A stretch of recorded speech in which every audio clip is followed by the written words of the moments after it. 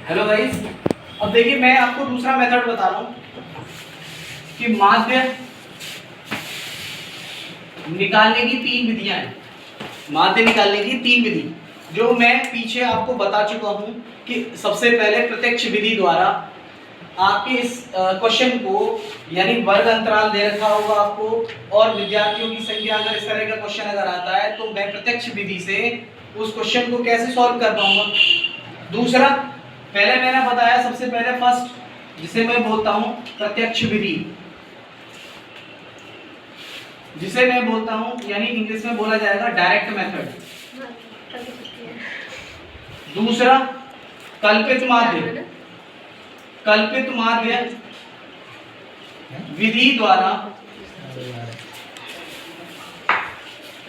जिसे इंग्लिश में कहा जाता है assumed mean, assumed mean method. बातें नहीं। तीसरा प्रत्यक्ष, दूसरा कल्पित माध्य और तीसरा है पग विचलन, पग विचलन स्टेप डेविएशन मीन मेथड। ये तीन विधि ऐसी हैं जिनके द्वारा माध्य को कैलकुलेट किया जा सकता है, निकाला जा सकता है, हल किया जा सकता है। तो मैंने सबसे पहले आपको डायरेक्ट मेथड यानी प्रत्यक्ष विधि द्वारा मैंने प्रीवियस उसमें वीडियो में आपको बता रखा है किस तरह से हम इस क्वेश्चन को सॉल्व कर पाएं।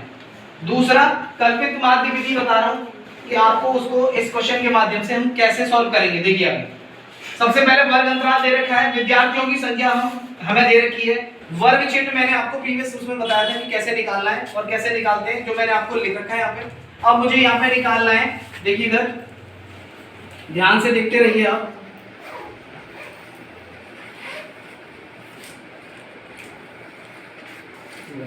अब मुझे यहाँ पे लिखना है DI। देखिए डेविएशन यानी DI जो है उसको हम कैसे निकालते हैं। DI यहाँ पे सबसे पहले ध्यान रखना है हमें, DI निकालने का एक फॉर्मूला है जो कि XI माइनस A का मीन्स यहाँ पे ये है एज्यूम्ड करते हैं हम कोई भी नंबर, हमें क्या करना पड़ेगा, एज्यूम्ड करना पड़ेगा। एज्यूम्ड क्या करेंगे, देखिए सबसे पहले यहाँ पे देखेंगे कि आप काउंट करके देख लीजिए 1 2 3 4 5 6, कितना दे रखा है, 6 दे रखा है। तो यहाँ पे एक मीन हम कैलकुलेट नहीं कर सकते क्योंकि अगर मान लो हम सेम डिवाइड करते हैं, जैसे 2 यहाँ पे और 2 यहाँ पे, तो यानी ये दोनों आ रहे हैं बीच में, मिडिल आ रहा है, तो इसको हम नहीं कर सकते कि इसका मीन क्या होना चाहिए। तो एज्यूम्ड करेंगे हम कोई भी नंबर, या तो आप मिडिल में कोई भी नंबर, या तो ये मीन कर आप एज्यूम्ड कर लो या ये एज्यूम्ड कर लो आप, ठीक है। मेरी बात ध्यान से आप सुनिए इधर, इन दोनों में से कोई भी नंबर अगर आप एज्यूम्ड करते हो तो उस नंबर से आपको पूरा सॉल्यूशन निकलेगा। लेकिन जरूरी नहीं है कि आपने यहाँ पे 47 है तो 47 जरूरी नहीं है कि आपने 47 ही लिया, आप 62 भी ले सकते हैं।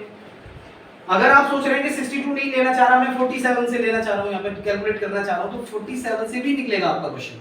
तो यानी कि मैं जो